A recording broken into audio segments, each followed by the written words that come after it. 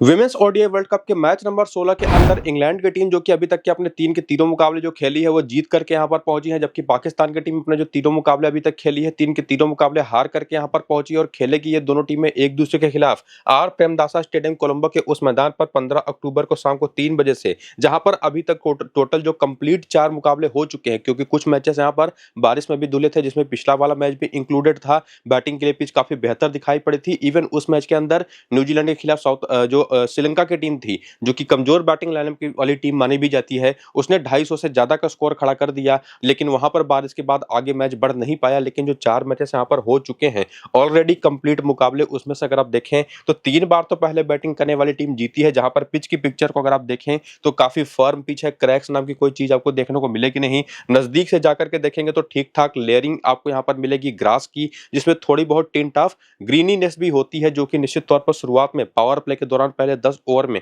थोड़ा बहुत तेज गेंदबाजों को मदद कर भी रही थी, जो कि अगर आप इन चारों मैचेस के पहले 10 ओवर के पावर प्ले के स्कोर को देखेंगे तो थोड़ा सा समझ में भी आएगा। पहले वाले मैच में 41 के स्कोर पर 2 विकेटें गिरी थी पहले 10 ओवर में, दूसरे वाले मैच में 54 के स्कोर पर 1 विकेट गिरा था, तीसरे वाले मैच में 40 के स्कोर पर 2 विकेटें गिरी, तो चौथे वाले मैच में 50 के स्कोर पर 2 विकेटें गिरी। लेकिन जैसा मैंने आपको बताया कि ये जो हल्की हल्की ग्रीनीनेस है इस पिच के ऊपर, जो कवरिंग ऑफ ग्रास है उसके वो भी थिक कवरिंग है, जिसमें डेड ग्रास की मात्रा ज्यादा है, जो कि गेंद को होल्ड भी करती है जैसे जैसे मैच आगे बढ़ेगा। लेकिन अभी तक जो 4 मुकाबले यहाँ पर खेले जा चुके हैं और उसमें जो 5वां मैच पिछला जो रद्द हो गया था, उसमें हमने साफ देखा कि ये जो पावर प्ले के दौरान शुरुआत में मिलने वाली हेल्प थी वो धीरे धीरे अब कम तो होती चली जा रही है, लेकिन पिच भी स्लो एंड लो होती चली जा रही है। वैसे भी काफी ज्यादा यूज हो चुकी है पिच। तो जो भी टीम यहाँ पर टॉस जीतेगी, जैसा कि रिजल्ट निकल करके आया है कि पहले बैटिंग करने वाली टीमों ने ज्यादातर मैचेस जीते हैं, जहां तक मुझे लगता है कि आज भी कोई भी टीम उसी तरीके का फैसला करेगी कि पहले बैटिंग करने जाए, चूंकि कोलंबो के इस मैदान पर ना सेकेंड इनिंग के अंदर ओस आने के चांसेस बहुत कम होते हैं, और वो चांसेस अगर आज दिखाई पड़े कि सेकेंड इनिंग में ड्यू गिरने वाली है, तब तो कोई टीम फैसला करेगी, बदलेगी अपना कि पहले बैटिंग करने ना जाकर के बैटिंग सेकंड करे। वरना जो भी अपडेट उसका रिगार्डिंग होगा कि टॉस के बाद कौन सी टीम क्या फैसला करेगी, ड्यू वहां पर सेकेंड इनिंग के अंदर ओस गिरने वाली है या नहीं, वो तो आपको मैं ऑलरेडी अपने टेलीग्राम और व्हाट्सएप चैनल पर बताऊंगा टॉस के बाद, तो उसके लिए एक्टिव रहिएगा। लेकिन अगर आप स्कोरिंग पैटर्न देखें तो पाकिस्तान ने पहले मैच में 129 के स्कोर पर ऑल आउट हो गई, बांग्लादेश ने चेज करके 131 रन बना करके 7 विकेट से मैच को जीता। फिर इंडिया और पाकिस्तान वाले मैच में इंडिया ने बहुत आसानी से पहले तो 250 के राउंड स्कोर बनाया, फिर पाकिस्तान को हरा दिया ऑल आउट करके 159 के स्कोर पर। बाकी फिर तीसरे मैच में ऑस्ट्रेलिया ने पाकिस्तान को बुरी तरह से हराया 221 रन बनाने के बाद। फिर इंग्लैंड ने 253 बना करके श्रीलंका को भी 164 के स्कोर पर ऑल आउट किया। तो ओवरऑल जो यहाँ पर कंक्लूजन निकलता है कि जो भी टीम टॉस जीतेगी वो करने तो पहले बैटिंग ही जाएगी, जहां तक मुझे लगता है। लेकिन पिच चूंकि स्लो एंड लो होती चली जा रही है सेकंड इनिंग के अंदर, लेकिन जैसा मैंने आपको बताया एक और चीज ना कि ये हमको देखना काफी जरूरी होगा कि वेदर कैसा है, आसमान पर बादल हैं या नहीं, और सेकंड इनिंग के अंदर ओस आएगी या नहीं। तो उसका सारा अपडेट आपको मैं अपने टेलीग्राम चैनल पर दूंगा और व्हाट्सएप चैनल पर दूंगा टॉस के बाद। जाकर के दोनों को आपको ज्वाइन करना है, लिंक आपको नीचे इसी वीडियो के डिस्क्रिप्शन में और कमेंट बॉक्स में जो पिन किया हुआ कमेंट है वहां पर देखने को मिल जाएगा। तो लिंक्स को क्लिक करके जाकर के टेलीग्राम और व्हाट्सएप पर ज्वाइन हो जाइए, जहां पर आपको टॉस के बाद के सारे बेहतरीन अपडेट्स मिलेंगे जो कि आपको टीम बनाने में काफी मदद करेंगे। मैं भी अपनी 2 से 3 टीमें वहां पर देता हूं, उसकी भी आप हेल्प ले सकते हैं। फिलहाल आगे आइए बात करते हैं प्लेइंग 11 और बैटिंग ऑर्डर की, जो कि इंग्लैंड की तरफ से उतरेगी। तो टॉप ऑर्डर जो इंग्लैंड का रहता है टॉप 4, जिसमें ओपनर है टैमी विमोंट और एमी जोन्स, उसके बाद हेदर नाइट और नैटली सिल्वर ब्रंट आती हैं, उसके बाद सोफिया डंकली, एमा लैम्ब और एलिस कैप्सी आती हैं, और बाकी इनकी ये 4 मेन बॉलिंग ऑप्शन, जिसमें लिंडसे स्मिथ तो लेफ्ट आर्म ऑर्थोडॉक्स बॉलर हैं, लेकिन ये स्विंग भी कराती हैं, सीम पर भी गेंद को लैंड कराती है जब कंडीशन ऐसी हो कि जहां पर थोड़ी बहुत सीम पर लैंड होने के बाद वहां पर स्विंग करेगी। तो ये उस तरीके की टैलेंट है। बाकी लॉरेन बेल दाएं हाथ की तेज गेंदबाज हैं, left arm orthodox bowler Sophia Claston है, ऑफ स्पिनर यहाँ पर चार्ली डीन है जिनकी मदद करेंगी बाद में नैटली सिल्वर ब्रंट अपनी तेज गेंदबाजी से, और कुछ हद तक एलिस कैप्सी भी 4-5 ओवर कर सकती हैं अपनी ऑफ स्पिन के। लेकिन किसने पिछले वाले मैच में कितने ओवर किया उसका डेटा अगर आप देखना चाहें तो आपके सामने है, जिससे आपको उस बॉलर की यूटिलिटी का पता चलेगा कि पिछले वाले मैच में लॉरेन बेल ने अगर आप देखें तो पहला, तीसरा, 5वां, 7वां, 26वां, 28वां, तीसरा, 30वां और 32वां ओवर किया था। और उसके साथ साथ लिंडसे स्मिथ ने अगर आप देखें तो दूसरा, चौथा, छठा, 8वां और 20वां, 22, 24, 44 और 46वां ओवर उस पर्टिकुलर इनिंग का किया था। अब इससे समझ में यह आता है कि लॉरेन बेल और लिंडसे स्मिथ जो ऐसे 2 बॉलर हैं जो मेजॉरिटी पावर प्ले की बॉलिंग करेंगी, जा करके डेथ में भी बॉलिंग कर सकती हैं अगर कोई टीम इनके सामने एज ए बैटिंग यूनिट पूरे 50 ओवर करे। बाकी नटली सिवर ब्रंट ने भी मिडिल में आकर के काफी बॉलिंग करी। सोफिया क्लिस्टन भी पूरे मिडिल ओवर्स की ही बॉलिंग करते दिखाई पड़ती है। नंबर ऑफ ओवर्स आपके सामने है, सेम चीज वहां पर आपको चार्ली डीन के साथ दिखाई पड़ेगी, जो कि एक आध ओवर पावर प्ले में भी आकर के कर देते हैं और एलिस कैप्सी का भी वही रोल यहाँ पर होता है। बाकी बेंच पर बाकी बैठी ये 4 प्लेयर हैं, लेकिन ये जानने के बाद कि बैटिंग ऑर्डर क्या होगा और बॉलर्स का क्या रोल होता है, करियर भी अगर आप उनका देखना चाहें तो देख लीजिए, ये भी काफी बड़ा रोल प्ले करता है आपको टीम बनाने में। जो पूरा स्क्वाड है इंग्लैंड की टीम का, वो वनडे करियर के अंदर क्या करता, क्या एक्सपीरियंस लेकर के दिखाई पड़ा है अभी तक इस वर्ल्ड कप के शुरू होने के पहले, वो सारा डेटा आपके सामने है। जैसे फॉर एग्जांपल टैमी बेमोंट 133 में 4549 रन है, 41 का बैटिंग एवरेज, और इनिंग के हिसाब से देखेंगे तो पहली इनिंग में 50 और सेकंड इनिंग का 35 का एवरेज होता है।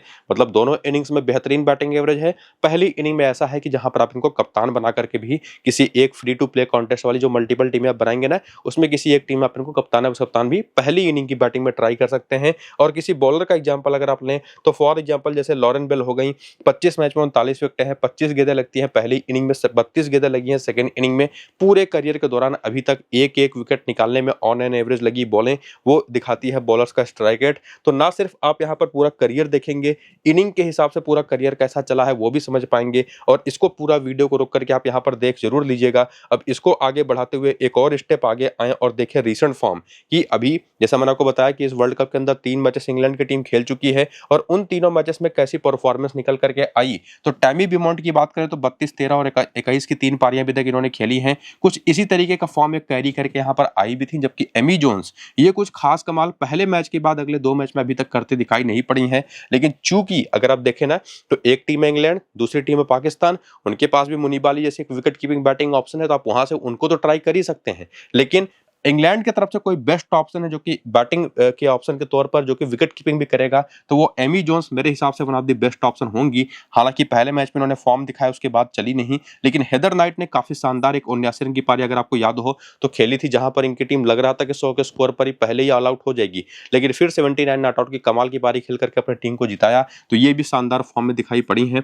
इसके बाद आती है नटली सिवर ब्रंट, तो इनकी तो यूटिलिटी ही ऐसी है कि आप इनको मिस नहीं कर सकते, और इवन फॉर्म तो उससे भी बेहतर है। पिछले मैच पर सेंचुरी थी, 2 विकेट भी लिया, तो निश्चित तौर पर ये इनको भी आप छोड़ सकते नहीं। और उसके बाद आती है सोफिया डंकली, एमा लैम, जिनका कोई खास रोल अभी तक बन नहीं पाया है, क्योंकि इनकी बैटिंग उतनी आई है तो परफॉर्मेंस नहीं आई है। लेकिन उसी में आती है एलिस कैप्सी, जिन्होंने पिछले मैच में 1 विकेट लिया, उसके पहले वाले मैच में 2 विकेट लिया। बैटिंग आने पर पिछले 2 मैचेस में 20 रन बनाए भी हैं। तो ये एक ऐसी ट्रम्प ऑप्शन है जिनको आप लेके जरूर जा सकते हैं किसी 1 या 2 टीम में रोटेट करके किसी बड़ी प्लेयर की जगह पर। और उसके बाद आती है इनकी मेन बॉलिंग अटैक, जिसमें सोफिया क्लिस्टन है, चार्ली डीन है, लॉरेन बेल है और लिंसी स्मिथ है। चारों की परफॉर्मेंस देखें तो क्लिस्टन ने तो कमाल किया ही है, 9 विकेटें 3 मैच में लेकर के, 6 विकेटें चार्ली डीन के हैं 3 मैच में। लेकिन लॉरेन बेल के कंपैरेटिवली अगर आप देखें तो परफॉर्मेंस थोड़े से कमजोर है, 2 विकेटें हैं अभी तक 3 मैच में। और साथ ही साथ लिंसी स्मिथ के देखेंगे तो कुल टोटल 6 विकेटें हैं 3 मैचेस में। तो एक कमजोर कड़ी अभी तक लॉरेन बेल ही रही है विकेट निकालने के मामले में, बॉलिंग के मामले में नहीं। तो निश्चित तौर पर ये 3 ऑप्शन जो बॉलिंग की हैं, ये ऊपर से 3 ऑप्शन जो बैटिंग की है, जिसमें सिवर ब्रंट आपको बॉलिंग भी करते देती है ना, ये 6 ऐसी प्लेयर होंगे आज की इस मैच में। जितने भी आप मल्टीपल टीमें बनाएंगे, फॉर एग्जांपल अगर आप 6 टीम बनाते हैं तो उसमें से मिनिमम 5 टीमों में तो ये सारी की सारी होनी ही चाहिए। और उसमें भी अगर मैं कहूं तो नटली सिवर ब्रंट, सोफिया क्लिस्टन, चार्ली डीन और लिंसी स्मिथ, तो 6 की 6 टीमें भी आप इनको लेके जा सकते हैं। और इसके अलावा जो बाकी प्लेयर बचेंगी उनको आप रोटेट कर सकते हैं, जैसे हेदर नाइट की जहां पर, एमी जोन्स की जहां पर, टैमी बेमोंट को किसी किसी टीम में आप ट्राई कर पाएंगे, या इन तीनों में से किसी 2 को लेकर के आप बैटिंग को मजबूत बना सकते हैं, या किसी 2 को ड्रॉप करके कोई एक एक्स्ट्रा बॉलर जैसे लॉरेन बेल हो गई, इनको अपनी टीम में बाकी तीनों बॉलर के साथ ऐड कर सकते हैं। तो ये सारे रोटेशंस करके आपको अपनी मल्टीपल टीमें आज के इस मैच की बनानी है। और इसके बाद जब आप टीम आपकी बन जाएगी, रोटेट आप करना जाएंगे, उसके लिए थोड़ी बहुत जो और हेल्प आपको लेनी है वो आप करके हेड टू हेड के स्टैट्स से ले सकते हैं, जहां पर आप देखेंगे कि टैमी बेमोंट जब खेलती हैं अगर सामने जो टीम है आज के इस मैच में ना, तो उसके खिलाफ 9 मैचेस में 530 रन है, 66 का जबरदस्त एवरेज है, बहुत बढ़िया खेली हैं। भले ही अभी तक फॉर्म दिखाया रहा हो, लेकिन आज इनके पास एक मौका है जो कि करती भी रही है सामने टीम के खिलाफ काफी बेहतर। बाकी एमी जोन्स के 4 मैच में केवल 88 रन है। इसके अलावा हेदर नाइट का बैटिंग एवरेज भी 57 है हेड टू हेड में। नटली सिवर ब्रंट के 9 मैच में 92 का एवरेज है, 554 रन है, 7 विकेटें हैं। सोफिया डंकली और एमा लैम तो खेली नहीं, लेकिन एलिस कैप्सी के 2 मैच में 83 रन है। सोफिया क्लिस्टन के 6 मैच में 12 12 विकेटें हैं, धमाकेदार परफॉर्मेंस है। और उसके बाद चार्ली डिन के 2 मैच में 3 विकेटें हैं, 2 मैच में 4 विकेट है लॉरेन बेल के। लिंडसे स्मिथ खेली नहीं है। बाकी बेंच की प्लेयर्स में से सैरा गिलन के आंकड़े बहुत ही जबरदस्त हैं, जो कि एक लेग स्पिन बॉलर हैं और 4 मैच में 8 विकेट स्टिंग के खिलाफ ले चुके हैं। और उसके बाद आकर के वेन्यू का डेटा देखें कि कोलंबो के इस मैदान पर इंग्लिश प्लेयर्स के क्या आंकड़े रहे हैं, तो एमी जोन्स के 2 मैच में 12 रन, 3 मैच 138 रन है टैमी बेमॉन्ट के। तो आंकड़े तो इनके ऐसे हैं कि निश्चित तौर पर आज कुछ बेहतर ये शायद करके दिखा भी दे। बाकी इसके अलावा हेदर नाइट के 2 मैच 82 रन है, इस मैदान पर 3 मैच 178 रन है, 4 विकेटें भी है यहाँ पर नेटली सिल्वर ब्रंट के। बाकी सोफिया डंकली एम्बालम की बैटिंग उतनी आई नहीं, उसी हिसाब से एक मैच में 18 और 13 रन भी है। एलिस कैप्सी के एक मैच में कोई रन नहीं है। चार्ली डिन के एक मैच में 19 रन है, 2 विकेटें हैं, 3 विकेटें हैं एक ही मैच में सोफिया क्लिस्टन के। लिंडसे स्मिथ के एक मैच में 1 विकेट है, लॉरेन बेल के एक मैच में कोई विकेट नहीं है।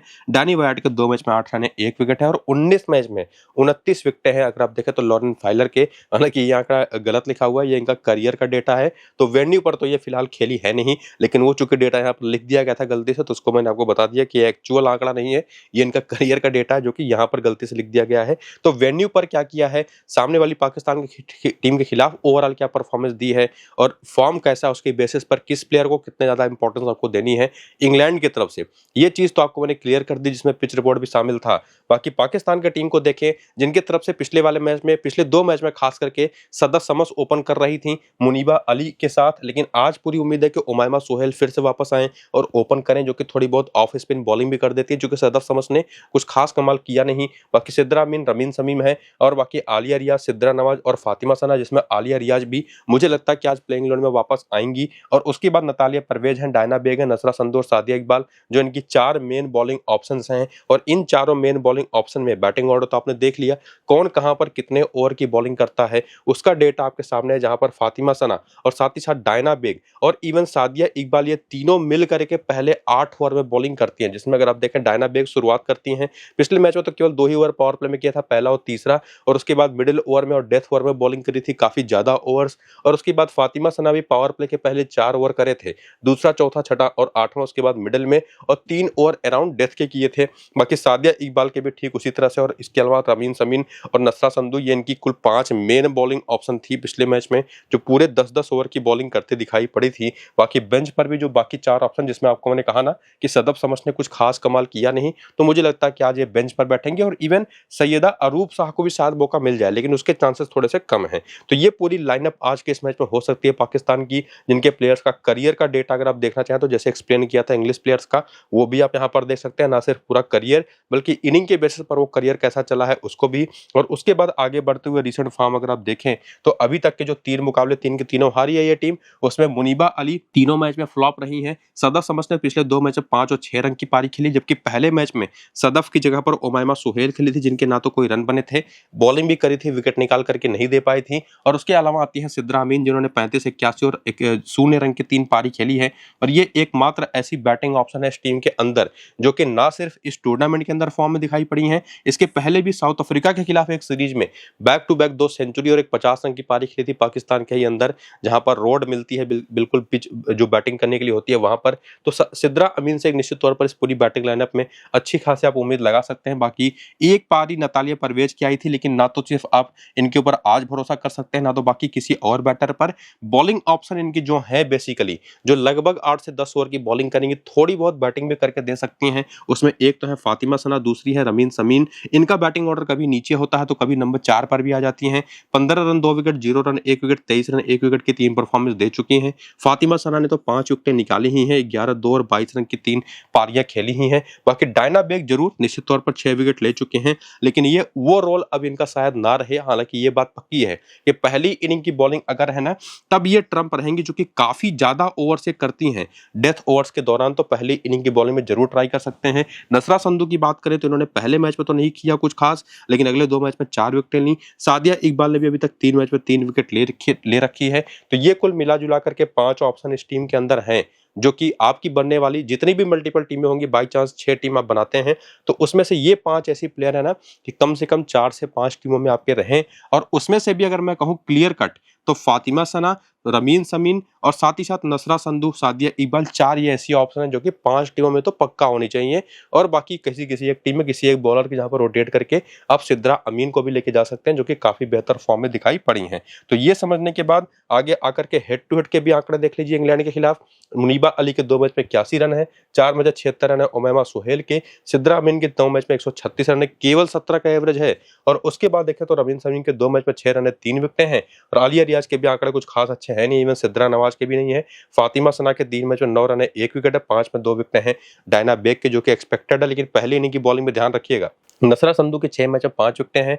सादिया इकबाल खेली नहीं इंग्लैंड के खिलाफ, और बाकी 2 प्लेयर के भी नंबर उतने बेहतर है नहीं, उसको आप देखे भी। लेकिन इस मैदान पर कोलंबो के जो आंकड़े हैं वनडे क्रिकेट में पाकिस्तानी प्लेयर्स के, वो भी आप यहां पर देख सकते हैं। सदर समझ के 2 मैच में 34 रन है, मुनीबा अली के 3 मैच में 22 रन है, सिद्रा अमीन के 3 मैच 116 रन है। तो इनसे तो उम्मीदें रहेंगी। और उसके बाद की बैटर्स कुछ खास कर नहीं पाई हैं। ऑलराउंडर्स में जैसे फातिमा सना, रमीन समीर और कुछ हद तक डायना बेग ने भी 3-3 मैचेस में काफी हद तक बेहतर परफॉर्मेंसेस दी हैं, जो कि आपके सामने। बाकी नसरा संधू और सादिया इकबाल के भी आंकड़े वो उस तरीके के हैं कि इनको आप कंसिडर टीम के अंदर कर पाए। लेकिन ये जो भी चीजें आपने अभी तक इस वीडियो के अंदर देखी और समझी, दोनों टीमों की तरफ से प्लेयर्स के बारे में भी जान लिया कि कौन कैसे फॉर्म में है, किसको कितनी इंपॉर्टेंस देनी है, उससे एक बात तो क्लियर है कि निश्चित तौर पर इंग्लैंड की ही टीम आज के इस मैच को जीतने वाली है और वो टीम फेवरेट है। लेकिन फिर भी जो भी आपको पिच रिपोर्ट होगी ना, वो काफी इंपॉर्टेंस के साथ आपको देखनी पड़ेगी, जो टॉस के बाद अपने टेलीग्राम चैनल पर आपको मैं बताऊंगा। तो लिंक आपको नीचे मिल जाएगा डिस्क्रिप्शन और पिन कमेंट में, टेलीग्राम और व्हाट्सएप चैनल का